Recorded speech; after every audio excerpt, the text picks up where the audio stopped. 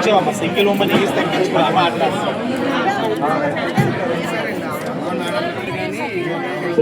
ప్రసాదం government hospital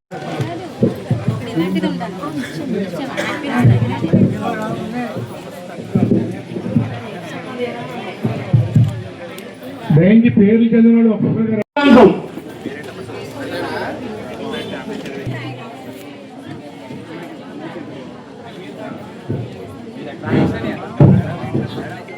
అందరికీ నమస్కారం అండి. నేను సర్కార్ వెల్ఫేర్ సెక్రటరీ మణికంఠ. మీ అందరికీ తెలుసు, మనకి ప్రభుత్వం వారు యూనిఫైడ్ ఫ్యామిలీ సర్వే, కుటుంబ సమగ్ర సర్వే అని ఒక సర్వే చేస్తున్నారు. సచివాలయ సిబ్బంది మీకు మీ కుటుంబ వివరాలన్నీ తీసుకుని సర్వే చేయడం జరుగుతుంది. మీకు ఒక ఫ్యామిలీ కార్డు అని ఇస్తారమ్మా. ఆ కార్డులో మీ కుటుంబ వివరాలతో పాటు మీ అర్హతలు అన్ని కూడా అందులో ఉంటాయి. భవిష్యత్తులో వచ్చే పథకాలన్నీ కూడా ఎమ్మెల్యే సార్ చెప్పినట్టు ఆర్బిట్రీ నిధి పథకాలన్నీ కూడా మీకు ఆ కార్డు ద్వారానే సర్వే అన్ని అయిపోతాయి. తర్వాత మీకు ప్రత్యేకంగా మళ్ళీ మీరు అర్హులు అనర్హులని నిర్ణయించారు. సో మీ ఆ కార్డు ప్రతి ఒక్కరు కూడా పొందడానికి ఈ సర్వే కార్డు ఇంటికి వచ్చిన సర్వే చేసినప్పుడు మీరు అందరూ కూడా వివరాలు ఇవ్వండి.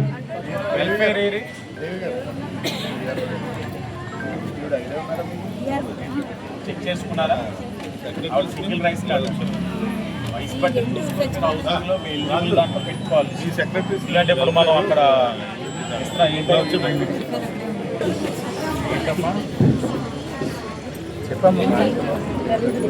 అవును, అది ఇప్పుడు లాస్ట్ గవర్నమెంట్లో ఇబ్బంది పెట్టారు. ఇప్పుడు మనకి జూన్ 2026 ఈ సంవత్సరంలో మనకి మ్యాక్సిమం టిప్ హౌసెస్ని అక్కడ చేయాల్సిన పనులు కంప్లీట్ చేసుకొని ఇవ్వాలన్నట్టు కృషి చేస్తున్నాం. సుమారుగా మరలా 6,000 కోట్లు పెట్టుబడి పెట్టాల్సి వస్తుంది రాష్ట్ర నలుమూలను తీసుకోవాలి. గత 5 సంవత్సరాలు జగన్మోహన్ రెడ్డి పార్టీ చేసి పోవడం వల్ల ఈ ఇయర్లో అయిపోతాం. ఎందుకంటే నారాయణ గారు అసెంబ్లీలోనే మాట ఇచ్చారు, మీలాగా ఎవరైతే ఇల్లు వచ్చి అర్హత కలిగిన వాళ్ళు కూలిపోయి ఉన్నారో వాళ్ళందరికీ అది దగ్గర ఇచ్చే కార్యక్రమం తీసుకుంటాం. అలా చేస్తాం. వాళ్ళన్నీ నష్టాలు చేసిపోయారు, మనం సరి చేసే కార్యక్రమంలో ఉన్నాం. మన పని అలాగ అయిపోయింది.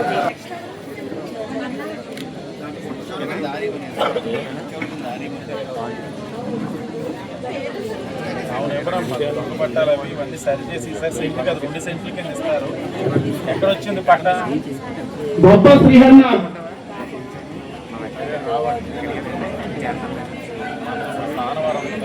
అలా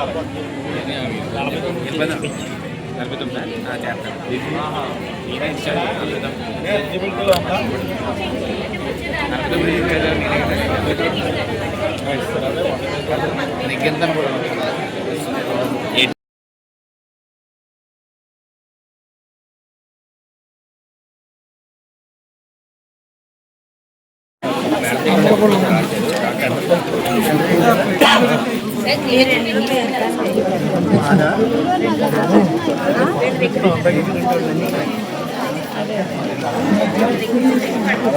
ఓపిక అంటే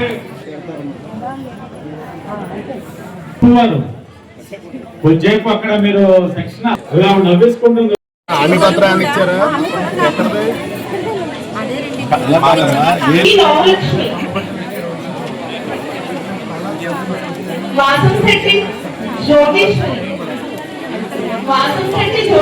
అయితే రావడానికి ఎంతమంది ఉన్నారన్నది దాన్ని బట్టి ప్రొసీడ్ అవుతామమ్మా.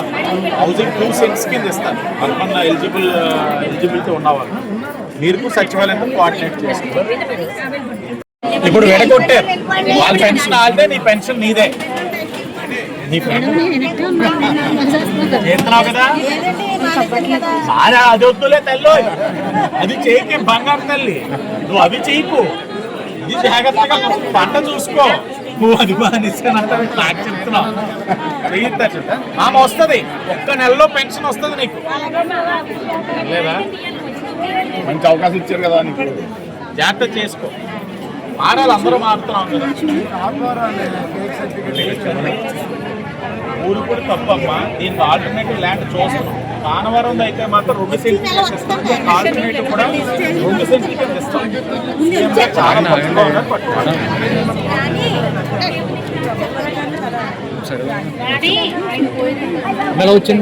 అప్పుడు ఆయన పెన్షన్ లేదు. ఇప్పుడు ఏమైందంటే ఇంటి పెద్ద కోసం మొదటి స్టెప్ 1 స్టెప్ 2 ఏంటంటే ఇలాగ వితంతు పెన్షన్లు అన్ని కూడా ఒక నెలలో మొదలు పెడతాం, అందరికీ ఇస్తాం.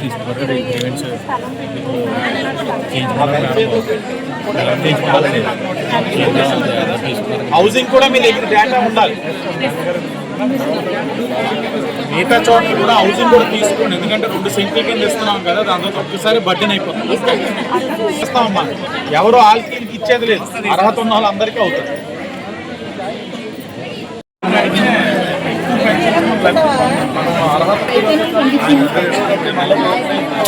పెట్టారా మీరు అన్ని సచివాలయాల్లో పెట్టారా?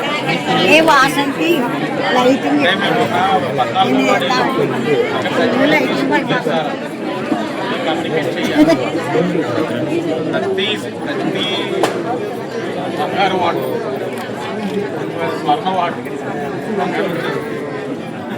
అంటే మా పక్క వీధిలో నేను బంగారు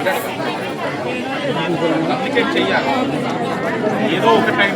2003 కాదు, మనం అప్పటి నుంచి కొంత పెన్షన్లు ఇవ్వలేదు, ఇస్తారా ఇవన్నీ కూడా 2 సెంట్ల కింద ఇప్పుడు మనం కానవరం ఇస్తున్నాం. సుమారు 9,000 పట్టాలు అవుతాయి కానవరం 2 సెంట్లు. నెక్స్ట్ ఇంకొక 2 ఎకరాలు వెరిఫై చేయమన్నారు. 3 ఇచ్చిన ఇస్తే 18,000 శాంక్షన్ అయిపోతుంది. కానవరంకి 2 సెంట్లు రెడీ అవుతుంది. అవన్నీ టైం నెక్స్ట్ అమ్మ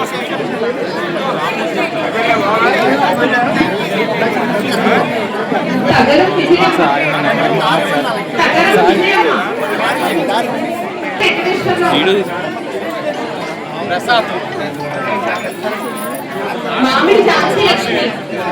డ్రైనేజ్ ఏ స్టేజ్లో నారాయణపురం ట్రైన్ మొత్తం వచ్చేసాం కదా, మొత్తం అన్ని ట్రైన్లు మా ఇప్పుడు మా అమ్మగారు ఉన్నప్పుడు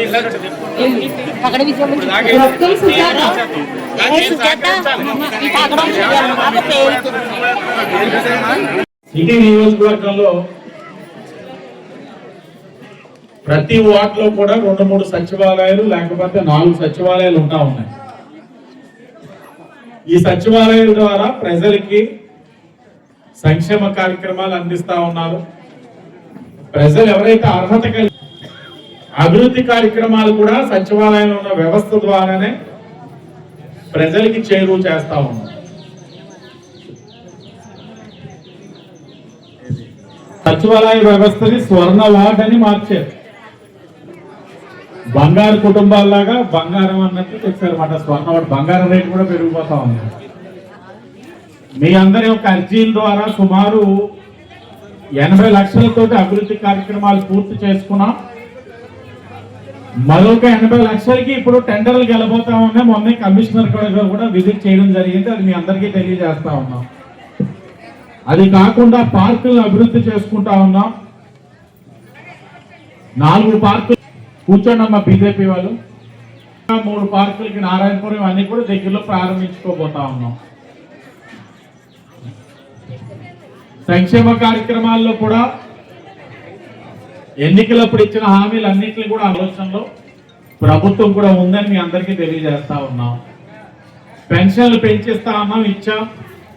కొత్త పెన్షన్లు ఎవరైతే అర్హత పొంది పెన్షన్ తీసుకుంటున్న వారి ఇంటి పెద్ద ఎవరైనా మరణిస్తే తక్షణమే వారి యొక్క గృహిణికి ఇచ్చే కార్యక్రమం కూడా తీసుకున్నాం. ఈ నియోజకవర్గంలో సుమారు 400. ప్రభుత్వంలో ఒక్క ఉన్నవాళ్ళని ఏదో ఒక సాకులు చూసి తీసేశారు.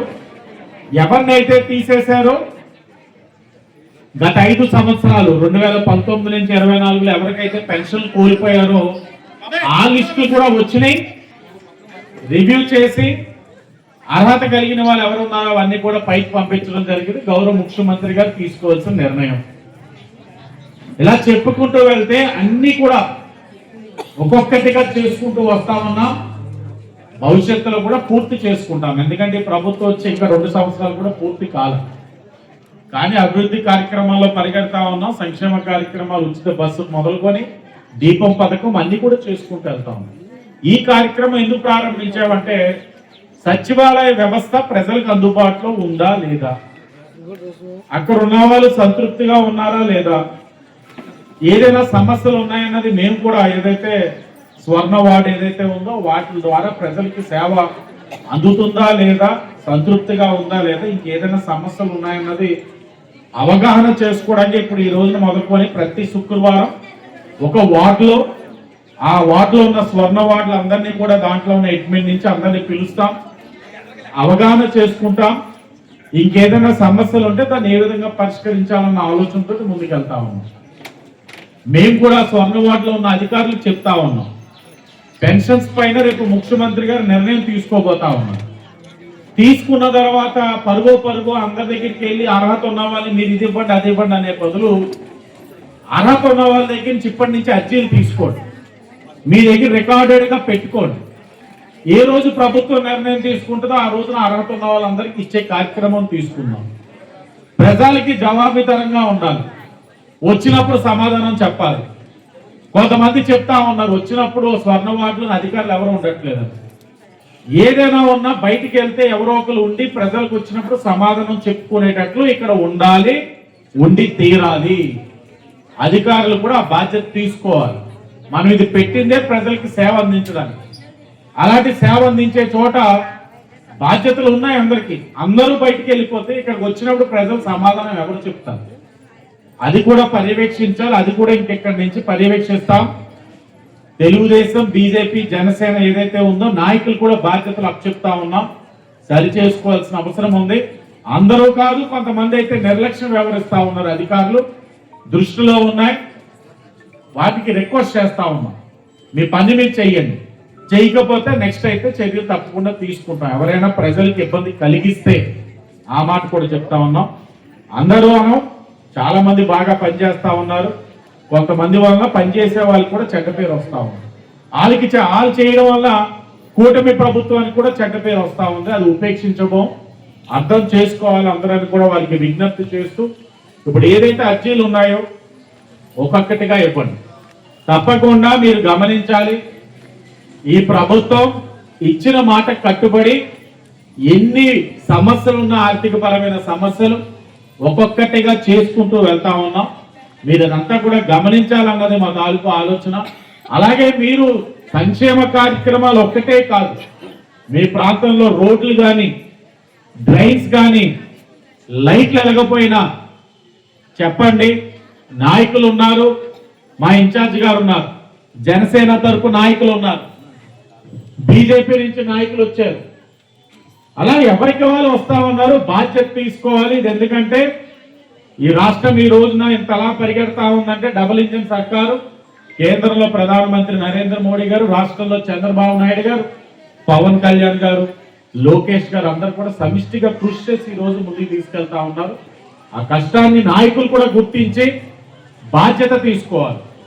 నాకేంటి అని అనుకునే ఆలోచన కన్నా ఈ ఎంత కష్టపడి వీళ్ళందరూ ఈ కూటమి ప్రభుత్వాన్ని ముందుకు తీసుకెళ్తున్నారన్న దానికి మనం అందరూ సమిష్టిగా పనిచేయాలన్న ఆలోచనతోటి కూటమి నాయకులు కూడా పనిచేయాలని వారికి విజ్ఞప్తి చేస్తూ, ఇప్పుడు ఎవరైతే ఉన్నారో ఒక్కొక్కరిగా రండి, మీ అర్జీలు ఇవ్వండి, అన్ని తీసుకొని వెళ్తామని తెలియజేస్తూ అందరికీ ధన్యవాదాలు.